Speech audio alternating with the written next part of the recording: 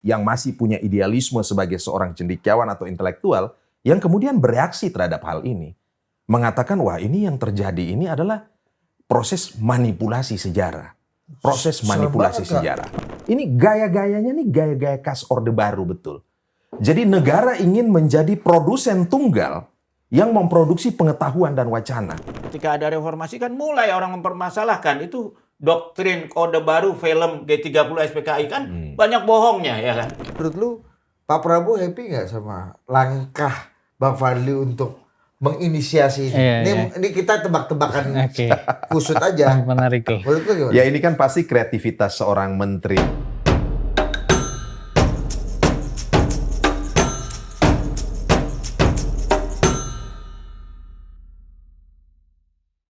Oke, Paten Belmondo. Nah, ini cara pembukaan kita ya. Ini senior-senior yang datang hari ini, Bang. Senior. Yang satu menjerumuskan gua ke dalam dunia jurnalistik dan presenter televisi ya, Akan Silema, anggota DPR 2 periode. Terakhir mencoba peruntungan untuk maju gubernur NTT. Iya, NTT ya. Tapi Tuhan masih sayang sama dia. Kalau udah jadi gubernur NTT gak bisa datang ke sini berbagi sama kita. Ajudan gini baris, Jadi Bang. Tuhan sebenarnya lebih sayang sama kita. Karena memberikan dia banyak kali menjawab kita. Oke. Ya, satu lagi BHM. BHM nih. Ya menjerumuskan banyak orang juga. Iya. Sempat berkelahi dengan Tommy. Tommy Tit ya. Orang paling berkuasa di SCBD. Gue bilang lu belum jadi jurnalis Paten kalau belum pernah berkelahi sama orang besar. Ini ada. Tapi ini yang paling pasti adalah 2 orang ini adalah pelaku sejarah. Oke. Bel. Akan Silema tahun 98 ya tentu ini jauh dari bulan Mei ya, tapi kita bicara ini karena lagi ada sejarah resmi yang mau ditulis ulang sama pemerintah. Karena di sini pelaku sejarah, aktivis 98, dia waktu itu seminggu nggak mandi dan memilih untuk mandi di kolam depan DPR itu. Untuk merayakan kejatuhan Soeharto. Jadi sengaja nggak mandi ya? Sengaja, pengakuan ke gua. Tapi kata pengakuan pacarnya, Kansi wangi-wangi aja. Yes. Mantap. Kalau BHM udah jelas kan, memprovokasi dari luar ini kan. Tapi waktu itu BHM tahun 98 itu ada di Indo apa ada di dan Tempo masih di beredar nggak sama masih medang kita di beredar 94. Saya waktu itu jadi fellow di Amerika tapi risetnya di Indonesia jadi bolak-balik lah. Dan termasuk itu juga antara lain nerima waktu korban tim mawar keliling dunia itu. Apa ke Washington DC kan, baru habis dilepas dari tahanan kan pada kampanye keliling dunia tuh, termasuk ke Washington DC ketemu. Waktu itu yang diculik ya? Ya yang diculik. Nah artinya kan, wah kenapa perlu ada lagi nih? Apa sejarah perlu ditulis ulang lagi? Nah, gue mau nanya ke Kan sini kan Pak Fadlizon, Menteri Kebudayaan, niatnya baik, mungkin ya. Sejarah harus ditulis dengan tone positif. Kita bikin lagi sejarah versi resmi yang setelah 98 mungkin orang dibiarkan punya versinya masing-masing dan publik dihadapkan pada banyak sekali. Seolah-olah negara ini pengen menjadi penafsir tunggal sejarah ini kan. Betul. Kalau enggak dengan kata resmi ini kan. Untuk sebenarnya niatnya lagi-lagi kabarnya baik, ingin membuat rujukan yang paling bisa dipegang. Karena kalau kita lihat Philippines, Bongbong Marcos dengan Sara Duterte ketika menang pemilu, hal pertama yang dia lakukan, program 100 hari kerjanya ibaratnya gitu, adalah menulis ulang buku sejarah di pendidikan di level SD, SMP, SMA di Filipina. Itu target pertamanya tuh. Nah, kok kayaknya ini baru belum ada setahun Pak Fadlizon juga pengen melakukan hal yang kurang lebih mirip gitu. Kita mulai dari ini, kabar membahagiakan atau menakutkan Bang Ansy? Oh ini mencekam ini. Mencekam. Ya, jadi sikap terhadap negara atau penguasa itu harus selalu skeptis. Ya, kalau Lord Acton itu kan ngomong power tends to corrupt, absolute power corrupts absolutely. Kekuasaan cenderung diselewengkan, kekuasaan mutlak penyelewengannya akan ugal-ugalan, akan mutlak. Terkait sejarah, orang kerap kali mengatakan sejarah itu tidak bebas nilai. Yang menulis sejarah adalah pemenang ataupun penguasa. Kalau E. Hakar dalam bukunya What is History, itu dia ngomong bahwa sejarah itu bukan fakta murni. bukan fakta ansih, tetapi interpretasi atas suatu peristiwa dengan konteks sosial politik tertentu. Nah, persis di sini ini berbahayanya. Kalau seandainya penulisan narasi sejarah, interpretasi atas sejarah itu dimonopoli oleh penguasa atau oleh state, maka yang terjadi itu adalah rentan dimanipulasi, potensial mengalami proses distorsi. Nah, ini yang kita takutkan gitu. Dan kalau kita lihat yang ingin dilakukan oleh Pak Fadlizon lewat penulisan ulang sejarah, mana ada sih sejarah versi resmi? Nah, ini yang dikritik oleh banyak pihak, akademisi, masyarakat sipil, kelompok kritis. Penulisan sejarah ini harus betul-betul memenuhi aspek keterbukaan. Dan ingat, sejarah itu tidak saja sebagai suatu fakta, tetapi juga sejarah ini sebenarnya kan ilmu pengetahuan. Dan ilmu pengetahuan itu tentu penulisannya ada pendekatan ilmiahnya, scientific approach-nya, ada metodologinya, ada penelusuran ya dengan menggunakan pendekatan-pendekatan, paradigma dan seterusnya. Nah, kalau yang kita lihat kemarin, sepertinya draft itu sudah disiapkan oleh Kementerian Kebudayaan, dan kemudian sejarawan-sejarawan ini tinggal disodorkan saja, sehingga kemudian ada sejumlah sejarawan yang masih punya idealisme sebagai seorang cendekiawan atau intelektual, yang kemudian bereaksi terhadap hal ini. Mengatakan, wah, ini yang terjadi ini adalah proses manipulasi sejarah. Proses manipulasi sejarah. Masa sejauh manipulasi ya? Iya. Ya. Kenapa sampai pada kesimpulan manipulasi? Kan ini juga sejarah itu kan berdasarkan fakta-fakta yang bisa di cross check, bisa diuji secara akademik atau secara ilmiah gitu, oleh para sejarawan. Ya, ini, persis kan? di situ proses itu yang tidak dilakukan. Prosesnya itu boleh dikatakan top down, satu arah. Ini gaya-gayanya nih gaya-gaya khas Orde Baru betul. Jadi negara ingin menjadi produsen tunggal yang memproduksi pengetahuan dan wacana. Ya, kalau ya lu belajar politik juga, Michel Foucault itu filsuf dari Prancis kan dia ngomong, bicara kekuasaan itu tidak sekedar bicara kekuasaan dalam bentuk yang fisik atau tampak, tangible, tetapi juga ada intangible. Apa maksud dia? Maksud dia adalah adanya juga pengendalian dan pengawasan ekstra ketat terhadap wacana dan pengetahuan. Sejarah bagian dari itu. Tapi lu kenapa takut ketika demokratisasi sumber zaman sekarang itu gampang sekali diperoleh. Informasi, demokratisasi informasi kan dahsyat sekali. Lu bisa cari pembanding, lu bisa cari alternatif. Bahkan beberapa tahun terakhir kita selalu bicara soal post-truth. Ya belum tentu yang paling benar yang dianggap sebuah kebenaran gitu. Iya, siapapun bisa menulis, siapapun bisa membuat kanal-kanal alternatif untuk kemudian katakanlah menjadi counter ataupun juga sekedar sebagai pembanding begitu. Tetapi kan proses bernegara ini juga harus diluruskan. Karena apa? Karena kita punya pengalaman sebelumnya. Orde Baru ketika menumbangkan ataupun melengsarkan Orde Lama, kemudian yang terjadi adalah proses desukarnoisasi selama 3 dekade lebih. Bagaimana eksistensi, peran dari Bung Karno itu betul-betul dipinggirkan ketika itu. Baru di ujung-ujung beberapa tahun lalu, kemudian TAP MPRS nomor 33 itu kan dicabut. Di zaman Pak Prabowo. Di zaman Pak Jokowi dan Pak Prabowo. Pak Jokowi dan Pak Prabowo ya pada saat itu. Tetapi bahwa ya sejarah itu kan menurut saya ya mestinya ditulis lengkap, utuh dan komprehensif. Tergantung bagaimana kita memaknai ataupun membaca menafsirkan sejarah itu. Tetapi dalam konteks yang dilakukan oleh Pak Fadlizon dan Kementerian Kebudayaan ini, yang kita lihat itu adalah menulis narasi aja sudah monopoli. Interpretasi pun juga sudah monopoli. Berarti ada hidden agenda dong. Itu yang mau gue Apa tanya. di balik ini? Itu kan tadi metodologi tuh. Ya. Pengumpulan data, monopoli Iya. penulis, itu kan metodologi lah. Ya.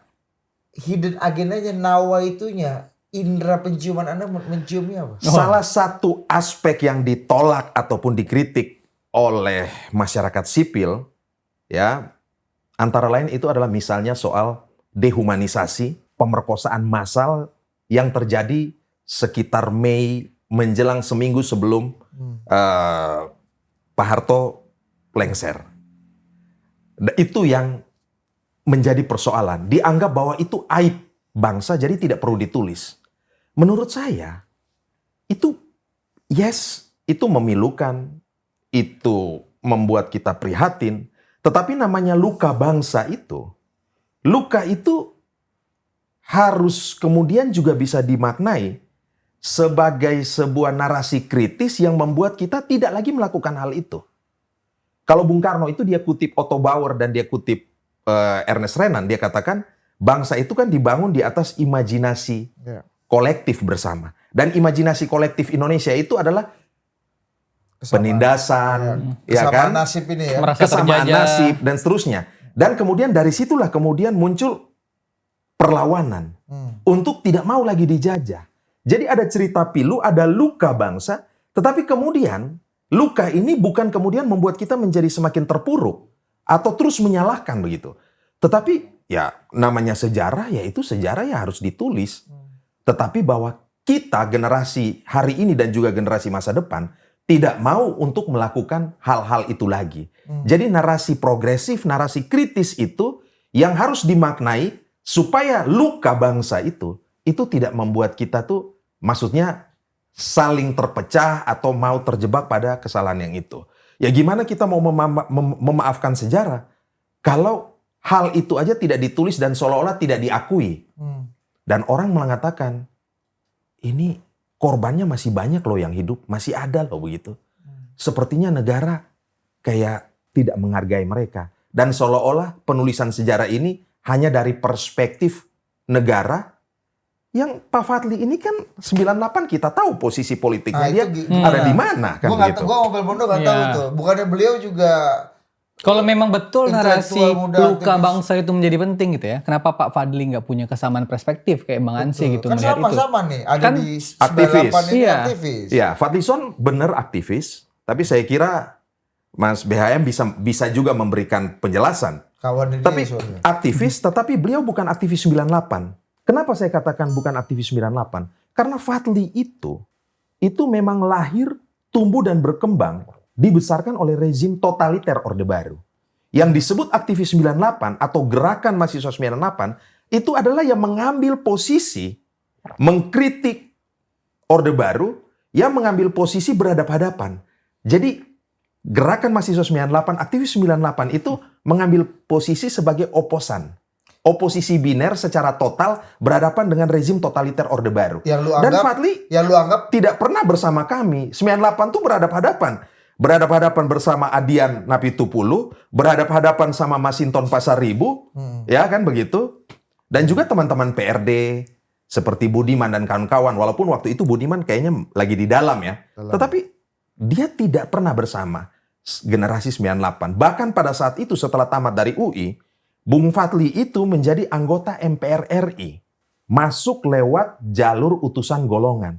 Yang pada era itu, aktivis pro-demokrasi menganggap bahwa perubahan atau transformasi itu tidak lagi bisa dilakukan lewat sistem-sistem instrumen-instrumen formal seperti DPR, MPR, ataupun institusi demokrasi yang ada. Karena apa? Secara prosedural mereka ada, tapi secara substansi sebenarnya jauh dari hakikat demokrasi. Jadi masuk ke MPR itu bukan untuk check and balance ke Presiden Soeharto. Perubahan zaman itu ya. Menurut aktivis 98 itu perubahan yang dilakukan secara konstitusional tetapi lewat cara-cara ekstra parlementer.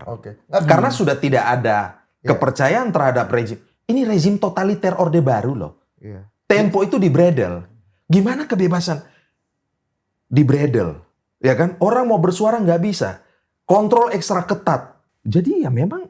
Dan Fadlizon tidak pernah mengkritik hal itu. Beliau ada menjadi bagian dari situ. Jadi menurut lu Fadlizon nggak bebas nilai dalam konteks dia ingin sebagai menteri ya kan? Udah sebagai negara nih. Latar belakang, baju partai mungkin atau kesukuan mungkin dia tanggalkan. Sebagai negara. Ya jelas dong, tidak bebas nilai. Malah melakukan manipulasi dan melakukan distorsi terhadap sejarah ini. Kan begitu. Dan generasi masa depan kan berhak untuk mengetahui cerita-cerita pilu. Cerita pilu sekalipun. Ya, tetapi persis di sana Bangsa ini mau diajar, diedukasi bahwa kita tidak lagi melakukan kesalahan yang sama. Ya, perendahan harkat dan martabat manusia itu. Dan itu memang luar biasa. Dan negara mestinya juga memberi ruang kepada penulisan sejarah dari perspektif para korban. Kan itu sebenarnya yang diteriakan oleh teman-teman di masyarakat dan sipil. teman-teman masyarakat sipil merasa metodologi Menteri Fadlizon ini tidak mengakomodir hal-hal yang tadi Anda Dan katakan. ini gaya-gaya khas Orde Baru. Ya. Monopoli kontrol ekstra ketat atas narasi. Atas interpretasi. Mereka adalah produsen tunggal untuk pengetahuan dan seterusnya. Betul bahwa hari ini ada kanal-kanal yang lain ya. Di Orde Baru tuh yang mahal apa? Yang mahal tuh kebebasan. Demokrasi itu kan ketegangan antara freedom atau kebebasan di satu sisi, yang kedua responsibility atau order di sisi yang lain. Di Orde Baru yang mahal tuh apa? Kebebasan. Apa buktinya? Pers dibredel. Kan begitu. Demonstrasi mahasiswa bahkan bisa hilang, Dit. Kalau hari ini mah udah podcast, ada retorika, ada total politik, ada macam-macam, sudah oke begitu. Tapi praktek penyelenggaraan negara tetap harus kita kontrol. Ya antara lain lewat yang kayak gini-gini ya. Ini gue jadi teringat nih, yang dia kan sebelumnya mulai rame karena dia wawancara dengan IDN Times nih. Mbak Udi Lubis. Kawan, kalau BHM menyebut Mbak Udi Lubis itu sister number one. Oh, sister number one-nya Kalau di BHM. Kamboja ada brother number one. Itu sister number one. Sister number one. Dijelaskan di situ, nih gue ingat betul nih statementnya Pak Fadli. Dia bilang begini, kalau misalnya pendidikan atau institusi-institusi pendidikan berdasar atau sekolahan gitu ya, atau siapapun lah yang ingin merujuk pada buku babonnya, Indonesia kan buku babon, Pak Fadli bilang, atau kita bilang buku putih lah, buku sejarah. Tentu harus ada yang resmi dari Indonesia. Harus ada babonnya. Harus ada babonnya Indonesia ini kan, karena negara lain katanya udah wajar lah memiliki satu buku resmi dari pemerintah gitu. Kemudian dia bilang juga gini, kalau misalnya kita tidak memiliki buku babon, ini kita mau merujuk sejarahnya siapa? Sejarahnya BHM, sejarahnya ini, sejarahnya itu. Maka dari itu katanya, negara harus jadi wadah katanya. Menjadi wadah untuk penulisan ulang sejarah yang dimana penulisnya adalah sejarawan-sejarawan yang diakomodir oleh pemerintah. Kan ini terlihat kayak ini ya, kayak co-working kayak apa sih, kumpulan. Jadi bukan seolah-olah, terlihat benar bahwa Pak Fadli itu punya keinginan untuk menjadi wadah pemerintahnya, penulisnya pada akhirnya sejarawan-sejarawan itu. Kalaupun misalnya penulisan sejarah itu tidak dilakukan, kan betul juga kata dia Bang Ansi, kan sejarah harus diupdate juga, kan terakhir reformasi, zaman ke atasnya kan juga harus diupdate untuk sekolah-sekolah maksudnya. Kalaupun itu nggak dilakukan, ini kita mau merujuk pada yang dalam mana nih? pelaksanaannya keterbukaan itu yang nggak ada. Dalam pelaksanaannya itu adalah ya prosesnya itu tuh tidak dimulai dari awal. Kan tadi saya udah bilang, para sejarawan itu sudah disiapkan draft-draft ya, yang kemudian mereka plototin dan sepertinya mereka tinggal harus melanjutkan begitu. Ini kabar burung. Jadi ada pengkondisian setidaknya ini yang kabar burung beneran apa? Loh, analisa? ini kan muncul dalam rapat kerja bersama Komisi 10 kalau nggak salah ya, dan Boni Triana kan bicara dari fraksi PDI, bicara soal itu, pengakuan beberapa sejarawan kan begitu. Ya bahwa memang sejarah juga harus ditulis dalam tanda petik mungkin ya oleh tim independen ya. Ya, walaupun pasti distorsi sekecil pasti ada lah begitu. Tetapi kan kalau yang kita lihat ini nih terlalu berpretensi seolah-olah negara itu menjadi sumber kebenaran, menjadi sumber pengetahuan kayak gitu. Maksudnya ngapain? Kenapa sekarang? Kenapa harus 9 miliar? Kenapa harus targetnya 17 Agustus? Kenapa 6 bulan gitu ya? Kenapa 6 bulan? Nah, BHM mungkin ada perspektif soalnya. Ya, memang sejarah tadi ya di awal. Bongbong Marcos melakukan ini jadi 100 hari pertama. Saya baru dulu sejarah. Maksudnya apa? Bongbong Marcos sama kayak Fadli maksudnya? Maksudnya gue pengen tanya dia. Ya saya kira benar ya. Jadi saya membayangkan lah ya kalau Anda berada dalam posisi Fadlizon, yaitu dalam posisinya Menteri kan dekat Kebudayaan. dengan keluarga Prabowo dari zaman Orde Baru sudah dekat mereka ya kan. Melihat reformasi kan pasti dari sudut pandang yang berbeda. Ya, apalagi dengan beliau kan pasti mungkin berseberangan gitu. Nah, sehingga kita ingat kok kan kalau Anda duduk sini saya tulis angka 6 di sini. Kan dia melihatnya 9, Anda lihatnya 6 padahal faktanya sama kan. Sejarah juga bisa seperti itu. Nah, persoalannya sekarang ya itu tadi kan sejarah ditulis pemenang. Secara politik, ya keluarga Prabowo sekarang pemenang. Ya kan? Waktu dulu reformasi, pecundang ya kan, sampai eksil ke negara lain. Ya. Jadi pasti sama seperti Bongbong. Pasti Bongbong itu melihat sejarah Filipina ketika dia mau jadi presiden, bapaknya itu udah dikambing hitamkan lah. Yang menurut dia nggak hitam-hitam itu banget gitu. Iya. Dan nggak hanya bapaknya. Yang lawannya juga ada hitam-hitamnya gitu loh. Jadi dia bilang harus ada perubahan gitu loh. Dan nggak hanya bapaknya, ibunya pun juga dianggap jelek sekali kan, karena mewah apa sepatu 1.000. Iya. Faktanya kan benar semua gitu ya. Cuma pasti ada putihnya juga. Ya, apalagi kita kepada orang tua lah sejahat-jahatnya. Jangankan orang tua, sejahat-jahatnya teman kita aja pasti kita bisa lihat sisi baiknya. Ya kan? Ya. Sementara sebaik-baiknya teman kita pasti ada juga sisi hitamnya. Nah, makanya kita harus lihat ini. Kita mau lihat sejarah sebagai sains, sebagai ilmu pengetahuan, atau kita mau lihat sejarah sebagai doktrin politik. Ya, nggak usah sejarah dari kita. Tiap partai politik melihat sejarah pasti beda. Partai PDIP sama Partai Golkar suruh nyusun buku sejarah pasti beda banget. Pasti itu ya? Pasti ya kan. Nah, jadi tapi Golkar gak ikut-ikuti dalam karena tiap masing-masing tuh melihat mana yang penting, mana yang ingin ditonjolkan, mana yang nggak penting dan mana yang akan disembunyikan. Kan itu kalau dalam doktrin politik itu kayak make up lah. Yang jelek-jeleknya dipoles supaya nggak kelihatan, yang bagus-bagusnya dipoles supaya kelihatan lebih. Itu ada istilah kencang, mikul dhuwur, mendem jero begitu ya. Mikul dhuwur. Oh, itu lain lagi tuh. Kalau itu menurut saya itu pinternya Pak Harto. Jadi ketika mahasiswa anak muda itu marah sekali pada Bung Karno waktu itu ya. Dianggap sebagai dalang, pokoknya kambing hitamnya lah dari Orde Lama. Pak Harto sadar, ini orang pengikutnya yang berani mati untuk beliau banyak. Dia posisi di tengah lah ambil. Dia seolah-olah kan. Padahal dia bersama kanan kan. Padahal dia sebenarnya memperlakukan kurang. Ya kalau kita lihat sekarang nggak elok lah kepada bapak bangsa gitu ya. Sakit nggak dikasih obat. Kalau kita dengar ceritanya Pak Sidarto kan yang waktu itu menjadi ajudannya sampai nangis lagi kan beliau kalau cerita gitu, dan bagaimana Bu Megawati waktu itu juga merasakan.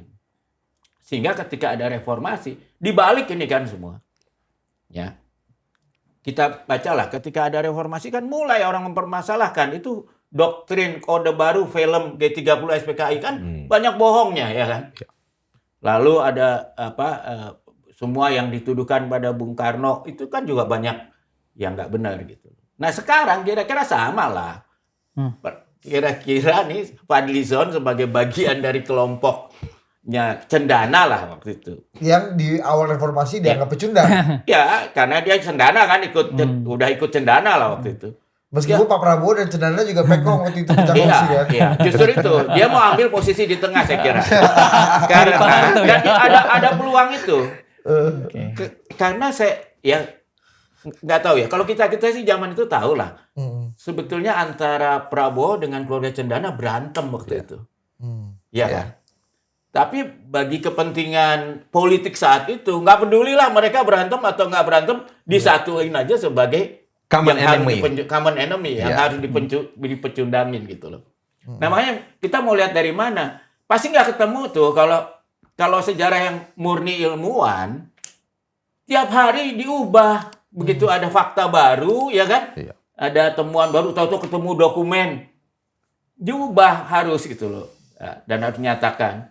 Tapi kalau sejarah yang memang bagian dari doktrin politik, ya itu kan legitimasi dari dia. Dia harus membuat narasi yang membuat dia kelihatan paling benar dan lawannya yang paling salah. Dia jadi alat politik lah. Bayangin ya, kalau kita belajar sejarah dunia aja ya, kita kan belajar sejarah dunia boleh dibilang dari ilmu sejarah. Karena dampak politiknya pasti kecil di situ. Kita tahu misalnya dulu itu yang namanya Samarkand itu itu kan penguasa dunia dulu yang namanya Genghis Khan. Ya. Saya tuh kaget waktu mereka mulai bebas, saya ketemu orang-orang sana. Mereka tuh di pelajaran di sekolahnya nggak pernah tahu sejarah bahwa mereka pernah jadi bangsa yang menguasai dunia. Ini orang-orang Mongol nih. Iya, karena kalau mereka diajarin kecil nanti bisa berontak itu terhadap pemerintahnya. Karena dulu kita kan besar sekali, kenapa sekarang kita jadi mereka nggak tahu tuh, jengiskan. Karena itu dianggap berbahaya oleh penguasa. Ini sama kayak Jepang nggak diajarin pernah menjajah Indonesia ini, Bang. Iya, Iya kan? Iya, Pak, Jepang sama Korea. Ini sama kayak Boni Triana cerita, baru setelah 30 tahun, 40 tahun, 50 tahun, akhirnya setelah 70 tahun baru diskusi tentang bagaimana kekerasan kolonial terhadap Indonesia itu baru dijadi pembicaraan di sana. VOC itu bukan apa. Saya pernah diundang LSM Jepang dan Korea Selatan. Terus kita sepakat, kita mau meniru suksesnya Jerman dan Perancis, bikin tim, membuat sejarah yang disepakati untuk diajarkan di SMA yang sama, baik di Jerman atau Perancis. Mereka bisa loh, itu hebat. Dan salah satu ketua timnya tuh pernah jadi dubes di Jakarta. Kita kagum sekali. Jadi dua orang yang bertikai ibaratnya gini ya, ex-PKI dan orang yang aktivis kami waktu itu duduk bareng, ya kan? Gimana nih kita nih ya kan? Atau barisan Soekarno kayak Opung Panda dulu. Atau itu kalau di ceritanya itu yang Algojo sama korbannya duduk bareng, kita cerita ya tentang peristiwa saat itu. Point of view gua sama point of view lu nih. Nah, jangan-jangan maksudnya Van Lizon kayak gitu, Mas. Ada untuk melengkapi point of view yang mungkin kalau bahasa Boni Triana, jangan-jangan Van Lizon merasa sejarah pasca 98 ini terlalu kiri. Ya, saya kira iya. Terlalu kiri. Saya kira iya. Dan kita tahu kan, Van Lizon kan dari kanan. Dia itu kan naik dulu. Dia aktivis awalnya, betul. Aktivis yang menolak SDSB. Demo. Waktu itu bahwa mahasiswa berani demo melawan pemerintah, itu punya nyali lah artinya, ya kan? Ditangkap dia oleh tentara, ya kan? Lalu entah gimana, pokoknya jadi dekat sama tentara, kan kira-kira gitu. Tentara yang garis politiknya ada kesamaan dengan dia. Tentara kan juga pecah-pecah waktu itu. Hijau maksudnya hijau. Ya lah, lebih hijau lah. Kebetulan Pak Harto juga mulai hijau, ya kan? Mulai dengan Ichmi dan sebagainya. Ketemu itu barang, ya kan? Pas, ya kan? Pak Prabowo ada di hijau-hijau itu dong. Ya, itu juga aneh sebetulnya. Jadi inilah kita nggak bisa lihat kelompok, apalagi dalam politik itu sebagai entitas homogen. Mereka tuh sangat heterogen, cuma dalam menghadapi musuh bersama kadang-kadang terkonsolidasi. Tapi begitu musuhnya nggak ada, pecah lagi, berantem lagi. Itu biasa lah ya, satu yang. Ya, jadi kalau bagi aktivis 98 itu, memang kalau bicara rezim Orde Baru, itu memang langsung alarmnya itu betul-betul sinyalnya kuat sekali. Ya kan? Pertanyaannya kenapa Orde Baru bisa berkuasa di Indonesia sampai 3 dekade lebih? Ya kan? Betul pemilu dilakukan secara periodik, 5 tahun sekali, kebulatan tekad dan seterusnya. Tapi kenapa bisa bertahan 3 periode? Dia bekerja dengan 2 pola. Yang pertama pola koersif dan represif. Ya kita tahu instrumennya itu adalah instrumennya, mohon maaf ya, militer pada saat itu. Ya, ada orang bilang shadow government. Ya, koter, komando teritori, mulai dari Kodam, Korem, dan Intel dan seluruh Litsus dan seterusnya. Ya, Mas Beyan. Yang kedua, dia bekerja dengan pola hegemoni. Dalam tanda petik pembiusan kesadaran. Lewat apa? Ya lewat kementerian yang namanya penerangan kalau tidak salah. Ya, lewat politik wadah tunggal. Kalau buruh, ormasnya, organisasinya cuma boleh PGRI. Buruh PGRI. Kalau buruh SPSI. Pemuda hanya KNPI. Supaya bisa dikontrol. Inilah korporatisme negara. Jadi, ya kebetulan teman-teman 98 pada saat itu kan sebelum ada 98 kan ada 78, ada 74. Ya kan sebelum-sebelumnya 66 ya oke. Jadi kita melihat apa yang dilakukan oleh Pak Fadli, jangan sampai ini bagian dari menghegemoni. Ya ini kalau kembali lagi, Foucault itu dia punya konsep jadi, yang kalau propaganda lah ya. Propaganda kekuasaan. Ya. Jadi apa ya konsep yang penjara, saya lupa konsep apa tuh namanya, penopolit atau apa. Jadi penjara yang berbentuk bulat, ini konsepnya Jeremy Bentham, berbentuk bulat, semua tahanan ditaruh di sini, tetapi di atas ini ada pengawasan, ada kontrol. Tujuannya adalah melakukan pengendalian. Jadi semacam center yang digunakan pada malam hari Menara di center-center pengawas itu ya. untuk mengawasi. Kalau di tentara itu namanya ilmunya tuh di Sandiyuda. Ya. Jadi musuh tuh bukan ditembak, Ya. tapi dipengaruhi supaya berbalik gitulah kira-kira. Bahkan bisa jatuh cinta Ya, terhadap ya. Tapi gini, artinya Pak Fadly John ingin merehabilitir Ya, itu utamanya. peristiwa. Dugaan saya ya. Iya, ini kan kita sama-sama Dugaan ya. saya yang pertama tuh ini nggak item-item banget gitu loh, ya kan? BHM ini menarik. Satu kata-kata Bang Fadly juga, Bel. Apa tuh? Kita pengen sejarah ini ditulis dengan tone positif. Iya. Nah itu mungkin nggak sejarah? Ya, BHM gimana komentarnya? Sejarah Ya, gini, pengen ditulis aku dengan kasih tone contoh positif, analogi maksudnya aja kayak ya. Good news from Indonesia gitu loh, Bel. Iya, Supaya iya. kita nggak terlalu kena bias lokal kita, saya cerita sejarah Perancis yang menarik. Di Perancis, kalau kita baca sejarah sekarang, maka De Gaulle adalah pahlawan. Charles de Gaulle. Ya kan? Charles de Gaulle. Tapi sebelum sekutu menang terhadap Hitler. Perang Dunia Kedua, yang namanya De Gaulle itu pengkhianat. Sudah dihukum mati in absentia oleh pengadilan militer Perancis. Karena dia sebagai tentara aktif, Ya. dia melawan perintah panglimanya. Panglimanya apa? Namanya waktu itu Marshal Pétain, seorang pahlawan Perang Dunia ke-1. Dia waktu diancam oleh Jerman, oleh Hitler, dia bilang, kamu boleh pilih, kamu nyerah, atau saya hancurkan negara kamu seperti saya hancurkan Polandia.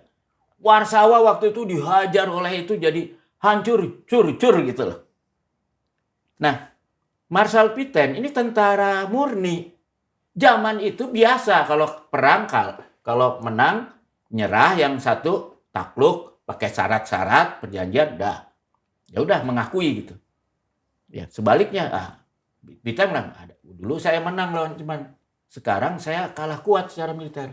Ya udahlah, saya cari jalan damai daripada Paris hancur lebur. Ya. Nah, kemudian dia setuju, saya takluk dengan syarat sehingga dia jadi pemerintahan di bawah penaklukan itu namanya Vichy. Sekarang Vichy itu oleh sejarah ditulis Prancis pengkhianat, ya kan? Tapi untuk mendukungnya Marshal Pétain, kamu lihat kota Paris ini utuh nggak kayak Warsawa, itu jasanya Pétain. Ya kan? Dan begitu De Gaulle berkuasa, diadili itu si Marshal Pétain, dihukum mati. Tapi kemudian diampuni lah. Jadi Nah, ini kan dua sosok, dua-duanya pahlawan nih. Tapi pada masa yang berbeda. Iya. Apakah menyerahnya dia pada Jerman demi melindungi masyarakat dan kotanya itu untuk Paris tidak untuk Paris dan untuk orang banyak tidak mati. Untuk Paris tidak dijadikan Warsawa Iya, kedua. iya. Itu apakah itu pengkhianatan untuk kepentingan menurut dia masyarakatnya? Sementara apakah De Gaulle yang melawan perintah atasannya kabur ke negara lain itu bukan pengkhianat sehingga dihukum mati in absentia? Caranya Prancis gimana dalam mengelola dua perspektif itu sehingga ada sejarah resmi yang mengatakan Pétain itu pengkhianat atau enggak, De Gaulle itu pengkhianat atau enggak? Belajar dari Prancis? Saya kira kalau di Prancis, kalau kita baca sejarah sebagai ilmu, ditulis apa adanya. Itu sebabnya saya bisa tahu soal ini. Artinya ditulis dua-duanya kan begitu? Ya kan. Tapi kan masalahnya ketika itu diajarkan di sekolah, itu ada perubahan. Pada awal-awal Perancis menang lawan itu, pasti anti. Itu ya udah Marshal Pétain pengkhianat murni lah. Tapi bersama waktu, akhirnya data-data yang emotionally sangat sensitif lah, pelan-pelan mulai bisa. Hal yang sama sekarang terjadi di Spanyol tentang Jenderal Franco. Ya kan? Ini kan pemerintah yang sekarang tuh agak khawatir. Ini kok oposisi mulai mendewakan Franco. Sehingga mereka memindahkan tuh kuburan Franco. ya, supaya jangan di tempat yang terhormat ya. Jadi ini memang bagian dari pertempuran narasi gitu loh. Nah, kita bedakan itu pertempuran politik. Ingat nggak di Amerika ada juga soal patung diruntuhin, didiriin ya. Soal apa ya? Columbus apa? Di Belanda pun ada kan, Jan Pieter Sun Kun itu. Di sana dianggap sebagai patung pahlawan. Orang-orang kiri sana bilang, "Oh, ini penindas. Runtuhkan patung ini," gitu. Ya. Jadi ini nggak hanya terjadi di Indonesia ini. Dan ini memang bagian dari pertarungan politik dan ideologi, harus diakui. Nah, kita orang kayak saya kan sebagai pengamat bukan praktisi politik ya. Saya ingin rakyat itu jangan dikorbankan gitu loh, ya kan? Harus tahu semua narasi ini. Menurut BHM, apakah langkah Pak Fadli quote unquote ujungnya mengorbankan rakyat? Nah, ini yang saya khawatir. Atau justru ingin menyelamatkan itu? Kalau menurut saya tergantung eksekusinya. Oke. Kalau eksekusinya dia menjadi satu versi di buku-buku wajib di sekolah. Anak-anak kan sekolah pengen lulus. Ya. Kalau modelnya masih harus ngafalin buku wajib. Nah, kalau itu kan jadi bagian dari propaganda. Ya kan?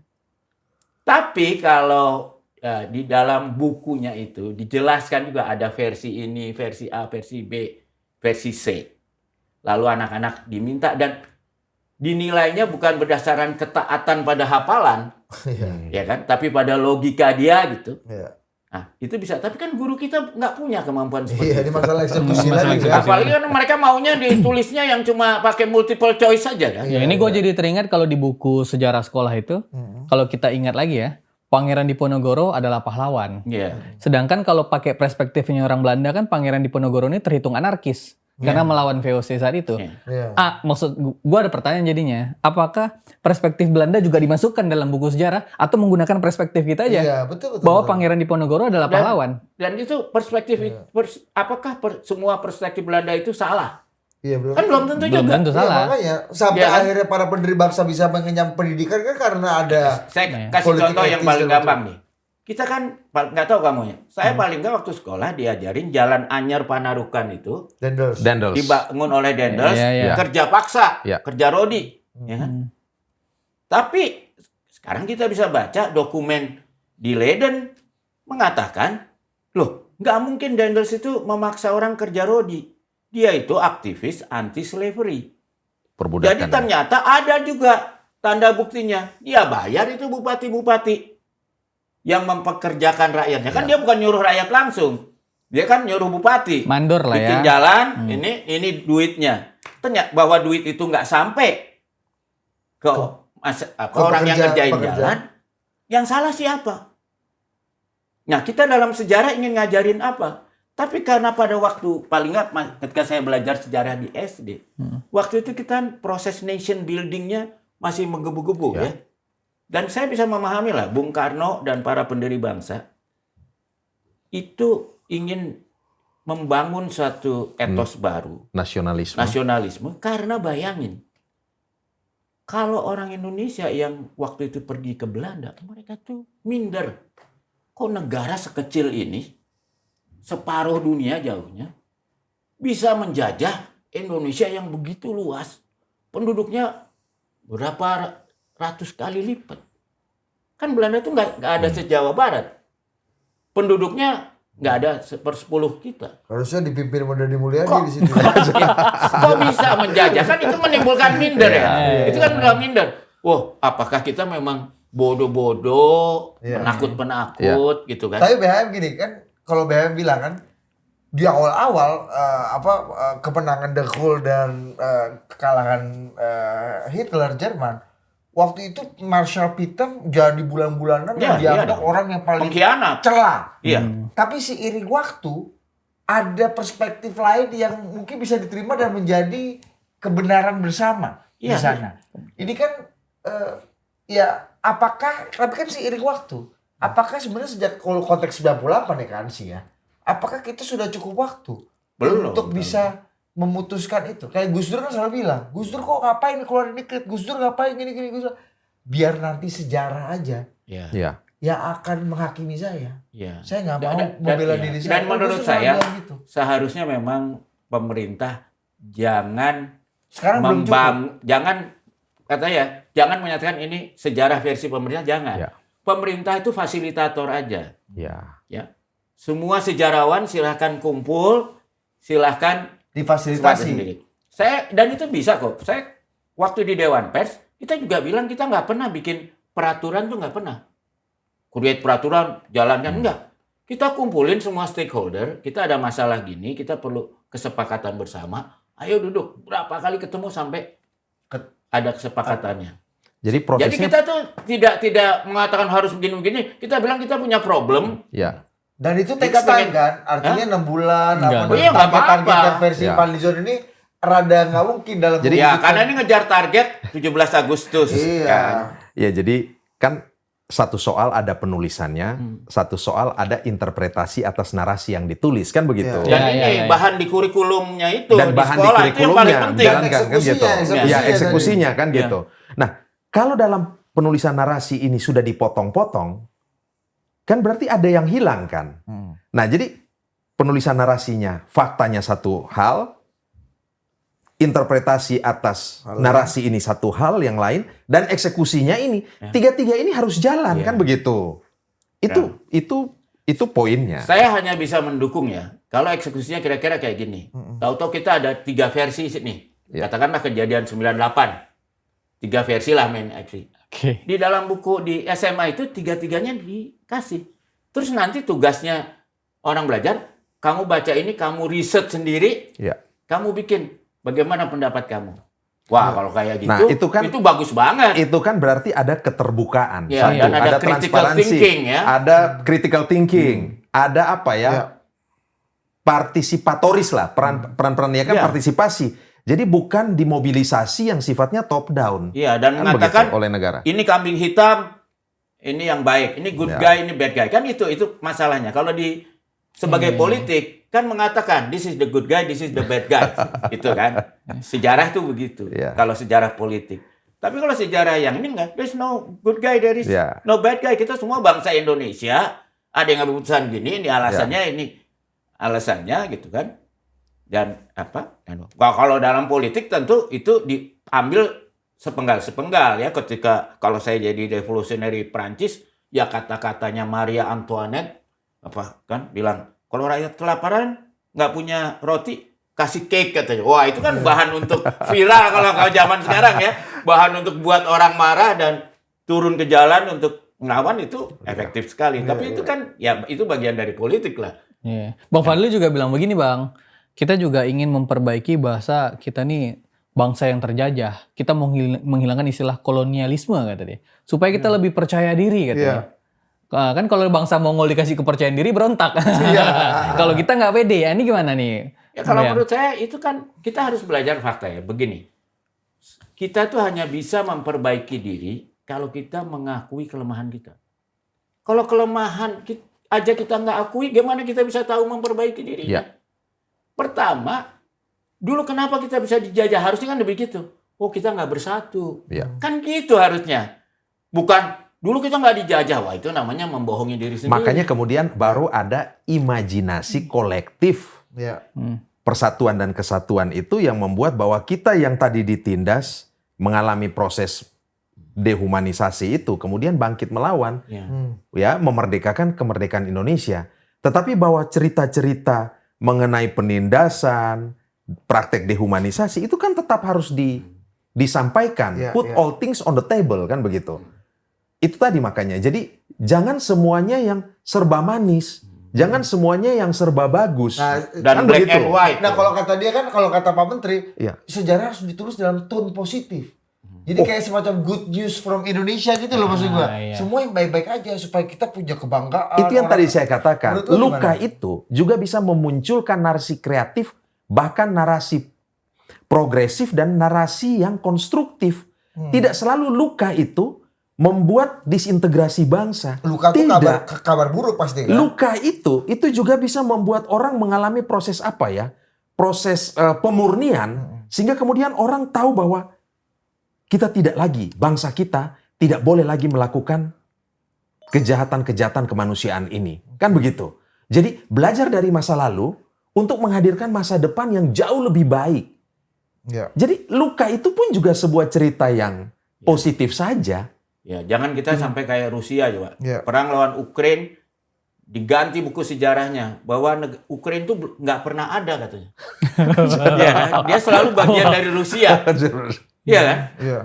Lalu kita lihat juga Israel itu juga menggunakan sejarah yang akhirnya membuat dia jadi arogan ya. Karena dia saking mendoktrinasi tentang dia dulu korban Jerman. Sampai ditekan kan Jerman itu, bayangin di negara demokratis seperti Jerman, kalau saya ngomong Holocaust itu nggak pernah ada, masuk penjara saya. Itu karena itulah Segitunya tadi ya. tekanannya kan. Tapi ya itu wajar karena waktu itu jutaan orang dibunuh. Itu kan keterlaluan banget ya. Suatu hal yang luar biasa. Mau nggak mau penyakit luar biasa, obatnya juga harus luar biasa. Luar biasa. Tapi bersama waktu mestinya ini kan, nah karena ini nggak, akhirnya apa? Orang-orang Yahudi di Israel yang dulu itu sebagai victim, sekarang menjadi Nazi di Gaza terhadap orang Palestinanya yang orang Yahudi. Ini membenarkan teorinya, kalau zaman saya, kita dulu baca bukunya The Pedagogy of the Oppressed. Itu ya, siapa namanya? Amerika Latin. Paulo Freire. Teologi pembebasan. Dia bilang, memang orang yang ditindas, masyarakat yang ditindas, itu akhirnya cuma punya pengetahuan saya jadi orang yang ditindas atau jadi penindas. Seolah-olah di luar itu nggak ada lagi. Nggak ada opsi lain. Nggak ada opsi lain seolah-olah. Jadi kalau saya berkuasa saya menindas, kalau saya tidak berkuasa saya ditindas. Maka saya harus sebanyak berusaha sekeras mungkin jadi penguasa. Ya, Mas BHM mungkin. Padahal yang diperlukan adalah yang namanya aret. Ya. Keluar dari siklus penindasan itu. Kita udah ada Pancasila itu yang namanya kemanusiaan yang adil beradab. Kita semua manusia sama. Nggak ada penindas, nggak ada ditindas harusnya. Jadi mungkin sejarah juga harus didekati dari multi atau interdisipliner. Antara lain soal, kalau kita bicara luka bangsa, itu kan juga ada psikologi sosial atau psikologi masyarakat yang punya kaitan bangsa yang seperti tadi dikatakan, ditindas kemudian bangkit menjadi penindas. Itu mungkin teologi pembebasan, Paulo Freire kan bicara soal itu kan. Tetapi Aaron tadi bicara hal lain. Sangat positif, sangat konstruktif kan begitu. Jadi ya kita mau memilih yang mana. Kita mau memilih yang mana. Tetapi kalau bagi saya, ya semua yang merupakan sejarah itu harus ditulis. Harus direkam. Seperti kata Gus Dur tadi. Biarkan sejarah yang nanti akan pada suatu masa tertentu, ketika dia sudah bisa mengambil jarak dari realitas politik, itu jarak kemudian emosional. Dia akan tidak emosional, dia akan lebih rasional, akan lebih wise, akan lebih arif untuk bisa memberi makna kepada sejarah. Sejarah sebagai ilmu ya. Kan sih BHM, Boni Triana pernah cerita tahun 2002 atau 2003 ketika masa kepresidenan Ibu Mega memerintahkan ada sebuah quote-unquote proyek penulisan ulang juga sejarah. Konteksnya 65. Dan kemudian konteksnya tentu Bung Karno ya, keterlibatan Bung Karno dalam konteks itu. Pemimpin proyeknya namanya Pak Taufik Abdullah. Dan yang memimpin waktu itu Menteri Pendidikannya Malik Fajar. Dan akhirnya memang dibikin versi yang kemudian kita nikmati sekarang, bahwa Bung Karno memang punya jarak dari apa yang terjadi dari situ dengan merehabilitasi lah waktu itu kurang lebih quote unquote nama ininya Bung Karno. Itu apakah hal yang juga BHM melihat ini kan agak-agak mirip nih, maksud gua. Dulu Bu Mega juga melakukan itu loh. Ya, makanya sejarah ditulis para pemenang itu kan. BHM melihatnya ada yang salah dari apa yang dilakukan Bu Mega dulu. Menurut saya gini loh, sebetulnya kalau koreksi itu dilakukan dengan dasar-dasar ilmiah, koreksinya ya. Jadi itu kan seolah itu 2 tahun dari propaganda politik ingin dikoreksi menjadi lebih ilmiah secara sejarah ya. Dan harusnya itu bebas murni. Makanya kalau menurut saya yang paling bagus itu sebenarnya dalam buku sejarah itu ya dikasih tahu aja kan. Sekarang catatan kaki gampang, apalagi ditulis dengan komputer ya. Bahwa kalau Wikipedia lah paling gampang dicontoh. Wikipedia itu kan kalau nulis, ini dasarnya sumbernya jelas, terus dia bilang yang kontroversi dari soal ini sumbernya juga jelas. Ya kita bisa milih. Gitu loh. Yang benar yang mana, tapi sekaligus mengajarkan bahwa melihat sesuatu itu bisa banyak sisi gitu. Iya. Bisa banyak pandangan. Itu juga mengajarkan Banyak kita perspektif. untuk menolerir pendapat yang berbeda dengan kita ya. Makanya dalam hal ini kan sebetulnya secara tradisi itu di NU itu ada culture ini. Kiai-kiai itu biasa beda pendapat, terus dia humor aja. Makanya Gus Dur kan humornya juga tinggi karena dibesarkan di NU.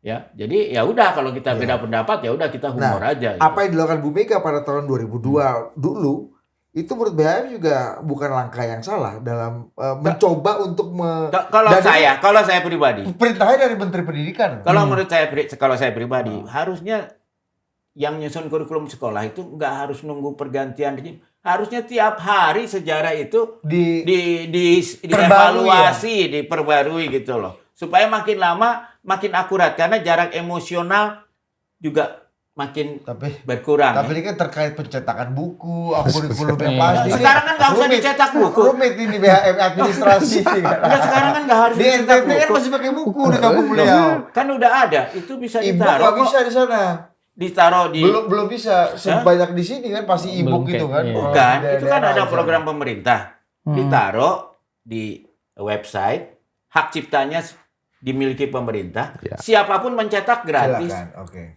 Jadi swasta bisa cetak gitu. Mau naikkan sih, apa yang dilakukan Bu Mega di 2002 gimana? Ya tadi Mas BM udah ngomong bahwa setidaknya kesaksian dari Pak Sidarto itu menunjukkan bahwa Presiden Soekarno itu juga mengalami proses katakanlah peminggiran secara politik, bahkan itu sampai kepada anak-anaknya, kan begitu? Ya, dimatikan secara perdata, ya bahkan mereka mengakses pendidikan aja juga menjadi sangat sulit. Hal-hal yang lain kan. Jadi itu yang tidak tampak pada saat itu. Selepas era Orde Lama masuk ke era Orde Baru, propagandanya itu kan propagandanya top down banget. Satu arah. Sehingga kemudian Ibu Mega ingin antara lain menulis ini dengan mengembalikan, ya, untuk juga mau menampilkan bahwa, ya contoh, kayak partai saya PDI Perjuangan, dalam banyak hal orang mengatakan PDI Perjuangan itu adalah komunis, padahal ya PDI Perjuangan itu di dalam tuh diisi oleh orang-orang yang memang sangat Pancasilais. Bung Karno itu adalah penggali, ya, ideologi Pancasila, dasar-dasar Pancasila. Ketika diasingkan di kampung saya di Ende, 4 tahun di sana. 1934 sampai 38, Bung Karno berimajinasi membayangkan tentang Pancasila. Dan Pancasila itu ketuhanan yang Maha Esa nomor 1. Tetapi sepanjang era Orde Baru, ya propaganda, stigmatisasi yang kemudian mendekatkan PDI ini seolah-olah menjadi sama dengan partai komunis. Padahal kalau kita baca literatur politik yang namanya komunis itu tidak sama persis dengan yang namanya Marxis. Lenin punya konsep dengan Karl Marx itu berbeda. Sebelumnya kan dicoba dulu kan diubah. Ya. PDI itu dimasukin melalui internal lah. Iya. Dicoba kan.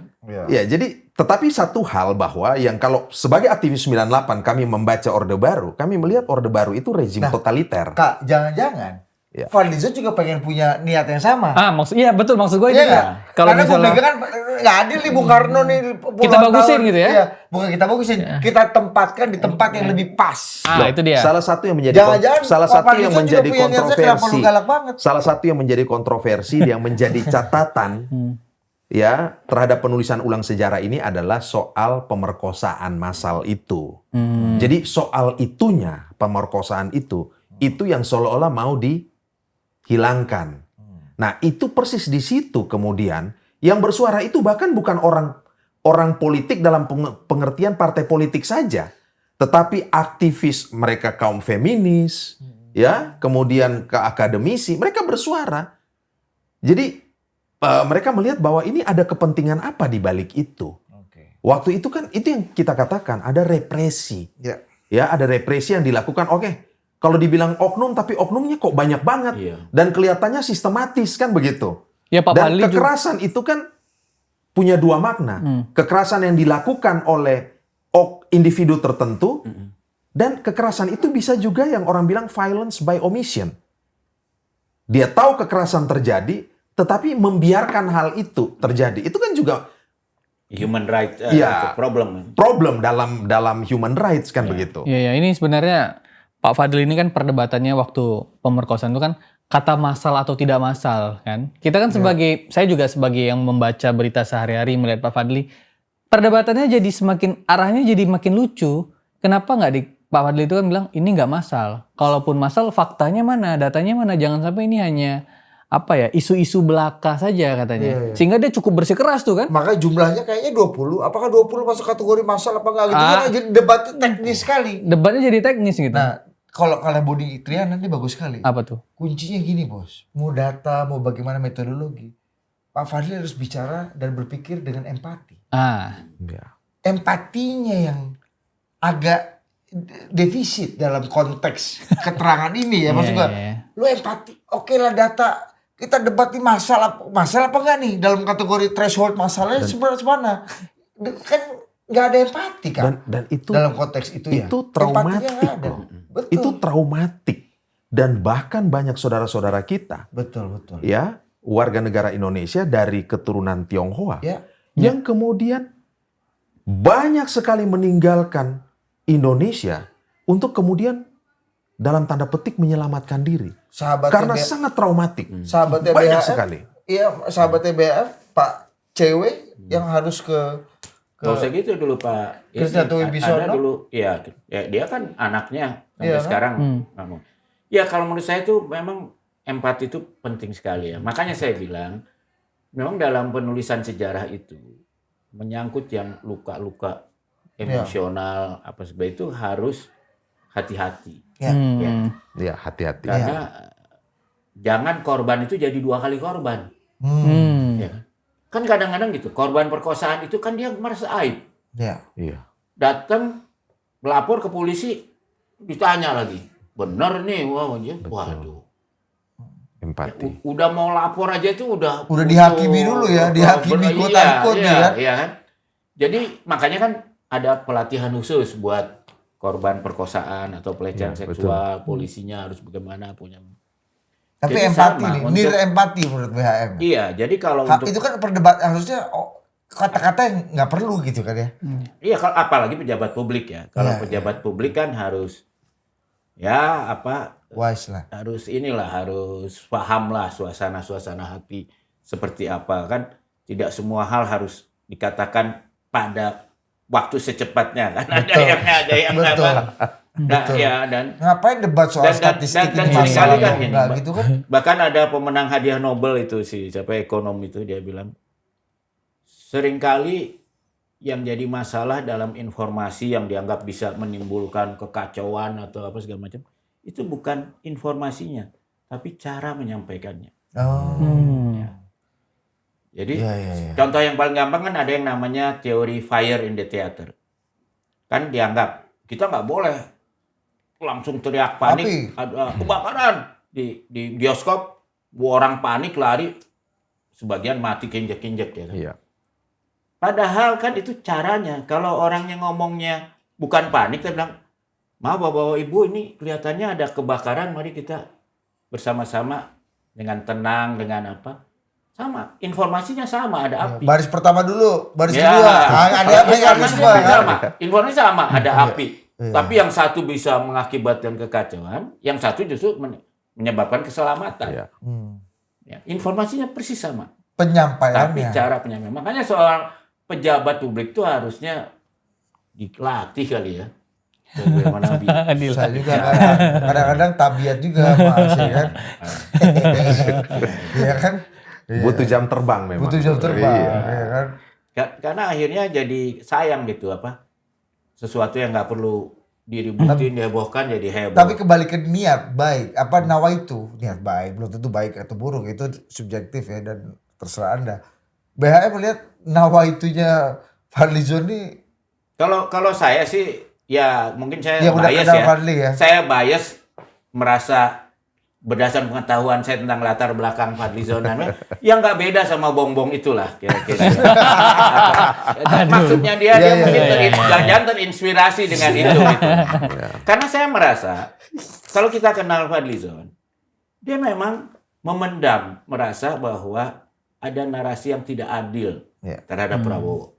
Ya, Dan saya termasuk pribadi yang ada merasa setujunya. ada benernya, gitu ya. Makanya Fadli waktu itu kan, Tapi tidak mungkin sebesar sih. iya. Fadli ya. Salah satu upaya misalnya kan udah zaman dulu kalau kita baca bukunya Bang Fadli soal politik huru-hara 98. Di situ kan ada POV yang beda sekali dari apa yang kebanyakan masyarakat sipil dan tadi kalau bahasanya Dengan narasi yang ada saat itu ya. Yang terlalu kiri ini perspektif terlalu kiri, ini kan perspektif yang agak beda gitu. Jadi ya dalam demokrasi silakan aja. Yang tidak bisa dibantah awal dan akhir dari rezim Orde Baru itu penuh dengan darah. Diawali dengan darah Dan sampai dan sekarang kemudian banyak yang berakhir lolos. juga dengan darah. Itu tidak bisa dipungkiri itu. Awal dan akhir dan itu adalah penistaan harkat dan martabat manusia. Menurut Kansi. Nah, tetapi kan kita sebagai warga negara, sebagai suatu bangsa yang bermartabat, yang dewasa, tentu kan itu tadi, itu luka. Tetapi luka itu bukan kemudian membuat disintegrasi bangsa terus terjadi kan begitu. Iya. Luka itu justru membuat kita untuk tadi punya empati. Ya. Empati untuk ke depan tidak lagi melakukan hal seperti itu. Cara-cara kekerasan dan seterusnya. Luka bisa jadi pelajaran tadi ya? Bisa. Tapi by the way menurut lu Pak Prabowo happy nggak sama langkah Bang Fadli untuk menginisiasi ini? Ini kita tebak-tebakan kusut aja. Menarik tuh. Menurut lu gimana? Ya ini kan pasti kreativitas seorang menteri kebudayaan kan begitu. Dia kan Yang tergantung ingin pimpinan juga sur apa enggak nih kan? yang ingin juga membuat sebuah legacy. Ada kredit Sehingga lah. kemudian dinilai punya prestasi. Kerja lah ya. Tetapi ya kerja begitu. Tetapi ya jangan salah. Justru ini bisa menjadi kontraproduktif ya terhadap presiden sendiri. Para menteri-menteri ini terus terang Pak Prabowo, saya melihat dengan kemarin tidak terjadi reshuffle. Kan Pak Prabowo ngomong, dalam waktu dekat ini tidak akan ada reshuffle. Sebagai orang di luar kekuasaan, saya memaknai itu bahwa Pak Prabowo ini ingin kasih kesempatan kepada para pembantunya, para menterinya, pasang badan buat mereka. Sudah pasang badan, padahal ada raport para menteri ini ada juga yang di bawah standar merah bahkan. Nah, para menteri itu juga harus bisa pasang badan buat Pak Prabowo. Dengan cara apa? Fokus kerja yang benar, ukir prestasi, buat legacy yang hebat. Jangan gitu loh. nyusahin presiden. Jangan makin nyusahin Pak Prabowo gitu. Jangan buat narasi-narasi yang membuat orang itu menjadi oversensitif. Kemudian ya Nanti seperti orang tadi. akhirnya kan terunjuk ke Pak Prabowo juga. Jangan-jangan ini niat Pak Prabowo nih. Jangan-jangan kan ada gitu. Pasti kan ada Ada gesekan itu. Ya. Ya lihat Prabowo sur nggak sama orang ini? Kalau saya lihat sih Prabowo kayaknya dia punya fokus yang lain ya. Yang ini tuh kalau menurut saya dia lihat gini. Kalau ini berhasil dia senang. Kalau ini gagal ya dia akan Wah, ini nothing tulus aja Move on ke isu lain lah ya. Iya, mau kalau ya karena kalau kita lihat ya saya lihat sampai sekarang track recordnya Prabowo kita senang atau tidak kita harus akui dia tuh orang-orang yang dalam tanda kutip lah dulu dia anggap menzolimi dia tuh kayaknya semua dia peluk aja tuh nggak ada yang Betul. jadi kita nggak lihat dia Membangun barikade gitu ya, membangun tembok. membalas dendam atau apa gitu nggak kita lihat paling nggak indikatornya saya belum lihat sampai sekarang. Pak Prabowo kelihatan sekali bahwa dalam politiknya beliau membangun politik silaturahmi lah. Membangun politik jembatan dengan semua elit politik, dengan presiden-presiden periode-periode ya, dengan Pak SBY, Ibu Mega dan Pak Jokowi yang masih ada ya, wakil-wakil presiden dan Living presiden ya. Semua beliau sapa secara baik ya kan begitu. Dan ditempatkan di tempat yang terhormat lah. Itu masih mending lah, itu orang-orang berkuasa ya.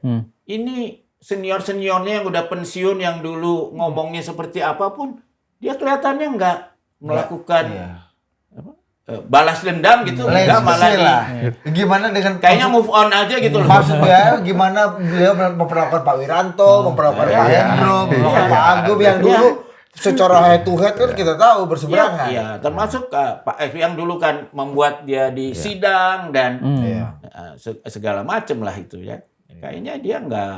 Ini ambasador kita di Washington DC ya. Di BHM ini pernah jadi kepala biro Tempo di Washington DC. Jadi untuk Washington dia agak legit gitu. Agak fasih.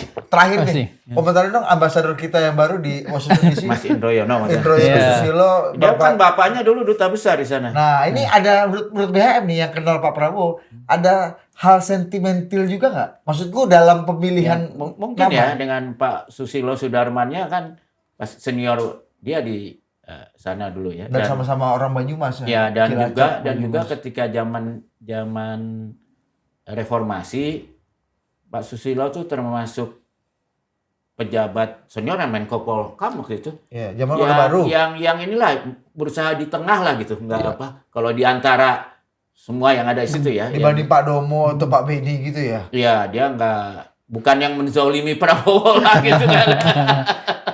Ya, oke. Dan ya sebagai orang tua lah, senior angkatan 45 yang, dan mungkin juga saya pikir ya Pak Prabowo itu sekarang memang memilih duta besar di Amerika itu nggak gampang. Karena kan tadinya ini kan masalah ekonomi, taruh ekonom.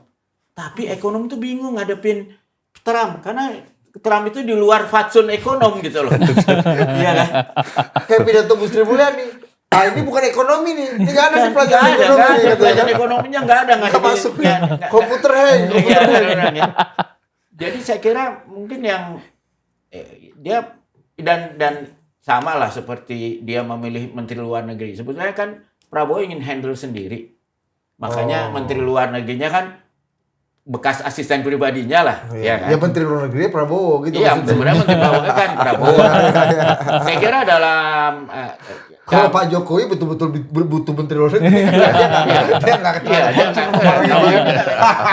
ini sama lah dengan Amerika tuh saya kira dia mau deal sendiri lah gitu loh.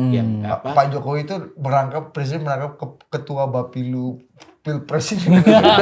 Dan juga menurut saya juga ada unsur itu ya. Kayaknya posisi Amerika ini diperebutkan berbagai kubu nih. Ya, dan orang-orang yang nama-namanya disebut nggak ada yang masuk barang itu. Ternyata hal yang sensitif. Kalau mau dibilang jadi ini tokoh yang dianggap paling dekat, aman lah. Ya oke lah. Okay. Karena no fatsun kan. Ya, mantan Menko kan. Jadi kan gini, kalau negara tamunya gitu ya, negara hostnya, kalau dipilih orang yang siapa nih orang kan mereka agak tersinggung juga gitu. Ya, tapi kan kalau itu mantan Menko saya aja udah 6 bulan terakhir kita mengusulkan BHM jadi duta besar. Ya kan? Paling cocok bos. Friendly masih banyak di sana kan. Itulah Pak Prabowo nih sekali-sekali lah mungkin bisa jadi DCM. Makin diomongin dia makin gak jadi. Oke. Kamsyah. Makasih banyak, makasih banyak BHM. Oke, sampai jumpa. Sampai jumpa. Oke, sip.